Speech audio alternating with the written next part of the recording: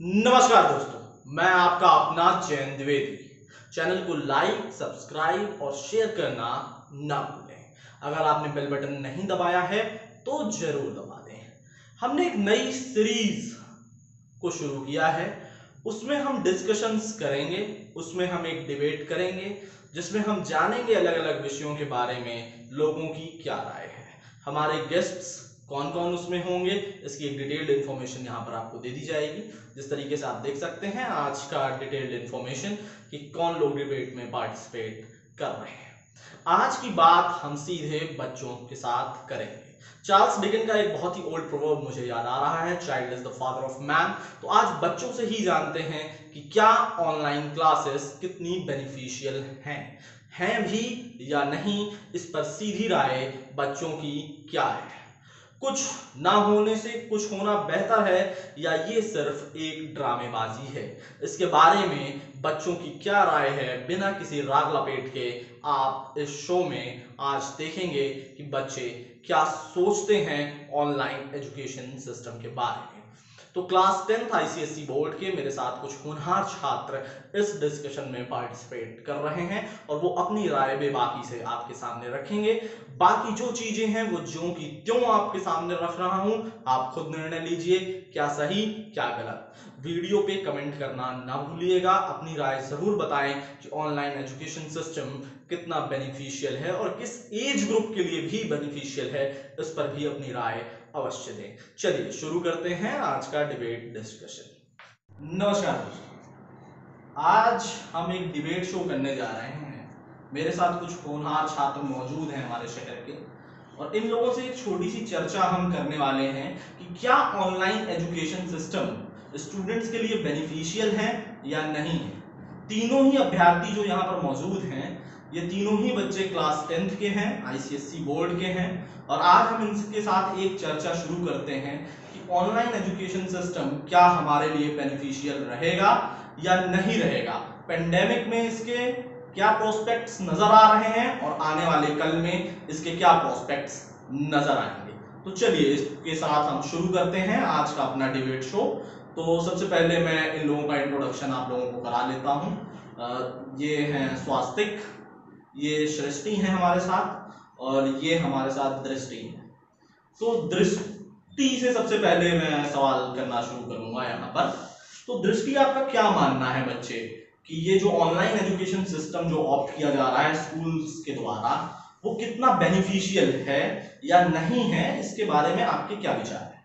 Sir, ये बहुत ही ज़्यादा बेनिफिशियल है। बच्चे एक हैबिट में होते हैं पढ़ने की, और जैसे हमें छुट्टियां मिलती हैं, तो जैसे गर्मी की छुट्टियां हैं तो हम भी उसमें ज़्यादा पढ़ना ऑप्ट नहीं करते। लेकिन जैसे अभी हमें ऑनलाइन क्लासेस एक फिक्स टाइम पे हैं तो हम रेकरिंगली उसको हम हमेशा अटेंड भी करते हैं। स्वास्तिक, आप इसके बारे में क्या सोचते हैं?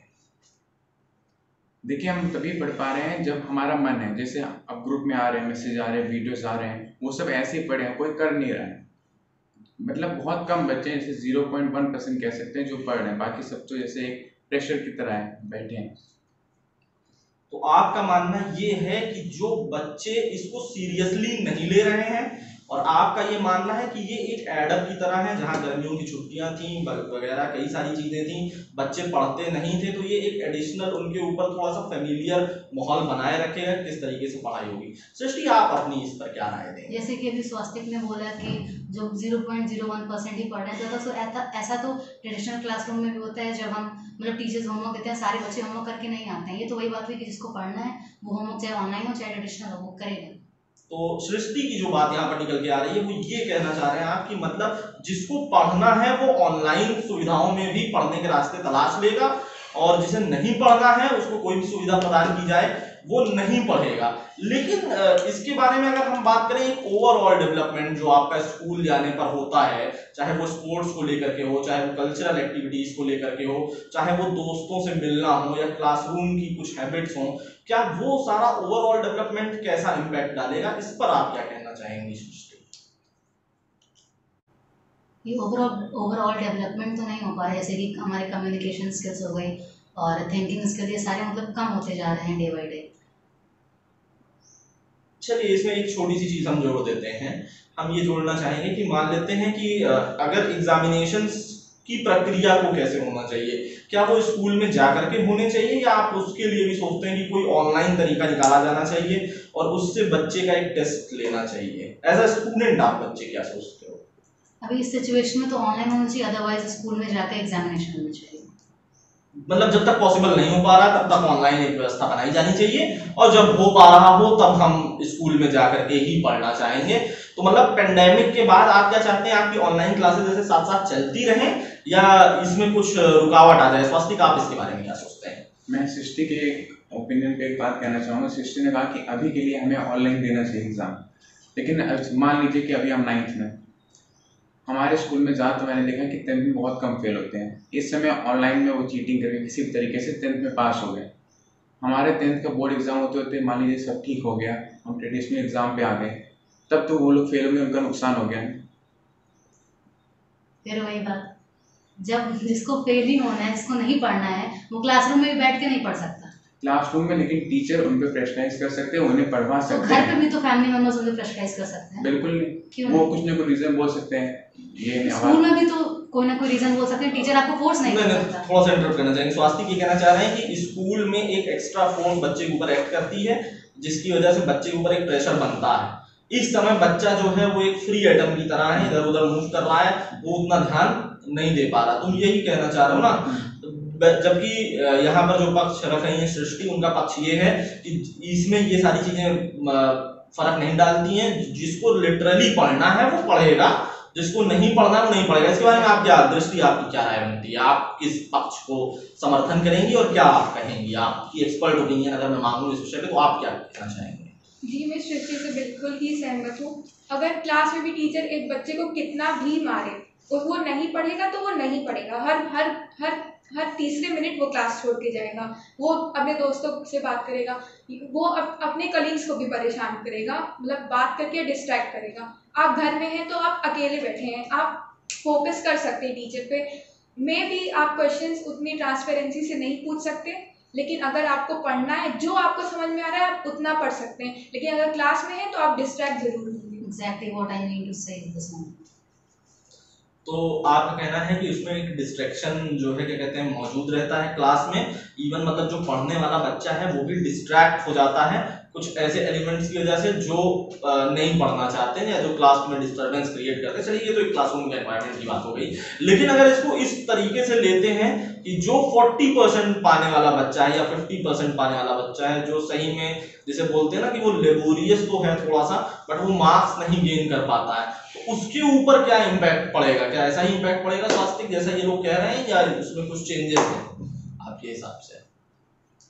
अगर ऑनलाइन की बात करें तो उसको बहुत नुकसान होगा, क्योंकि इस समय वो 0.001% भी नहीं पढ़ रहा है। आप बोल रहे हैं कि वहां पे पढ़ना होगा तो वहां पे मतलब मेरा कहने का मतलब वही है कि जो बच्चा 60% से इम्प्रूवमेंट करके 65 या 70% नंबर गेन कर सकता है तो उसको क्या फायदा होगा या नुकसान होगा? इस पे मैं सबका एक एक कमेंट चाहूंगा। आप अपना एक कमेंट देना चाहते हैं। अगर मैं एक तरीके से भूल जाऊँ कि जो मतलब फेलियर है 40% के नीचे, लेकिन इस समय ऑनलाइन एजुकेशन की वजह से जो 80% वाले भी हैं वो भी 60 में आ सकते हैं। इसका पूरा चांसेस है 80-90%। पर 60 वाला 80 में नहीं जाएगा ऐसा आप मानते हैं? बिल्कुल नहीं जा पाएगा।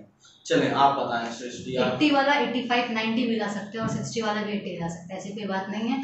अगर मतलब उसके मन में थॉट आ गया, वो मोटिवेटेड है कि मुझे एक काम करना है तो करके ही रहेगा। मोटिवेटेड कब होगा? जब उसके सामने टीचर होंगे, उससे बताएंगे कि ऐसे टीचर मोटिवेशन सिर्फ वो खुद ला सकता है, कोई दूसरा उसके अंदर मोटिवेशन नहीं ला सकता। चलें दृष्टि आप अपनी बात बताएं। जो परसेंटेज इंक्रीज और डिक्रीज की बात हो रही है वो उस बच्चे के क्यों वो नहीं पढ़ा है उस रीज़न पे डिपेंड हो रहा है, ना कि ऑनलाइन क्लास या ट्रेडिशनल क्लास। अगर उसका रीज़न है कि मतलब उसे खेलना ही पसंद है, उसे पढ़ाई नहीं पसंद, तो वो क्लास में भी उसी बात को सोचेगा। और जब नहीं मैं ये कह रहा था दृष्टि, आप मेरे प्रश्न को सही से समझें। मैं ये कह रहा था कि जैसे कोई बच्चा है जो एक मेहनत करता है बट वो मार्क्स नहीं गेन कर पाता है, he is a mediocre student, वो एक मेडियोकर बच्चा है, आपका दोस्त है, वो 60-65% नंबर पाता है, तो जब ऑनलाइन क्लासेस चलेंगी, क्लासेस नहीं रन होंगी, तो क्या आने वाले समय में फ्यूचर में जो एग्जामिनेशन होगा क्या उसकी वो ज्यादा अच्छा परफॉर्म कर पाएगा वहां पर, या उसका परफॉर्मेंस लेवल घटेगा? क्योंकि देखो, जो बहुत ही हम अपर एंड पे अगर बात करते हैं, अगर कोई 90% पाने वाला है, उसको शायद वो पढ़ लेगा, वो अपनी चीजों को मैनेज कर लेगा, वो नॉलेज को गेन करने की कोशिश करेगा, वो अपनी कंसिस्टेंसी बनाने की कोशिश करेगा।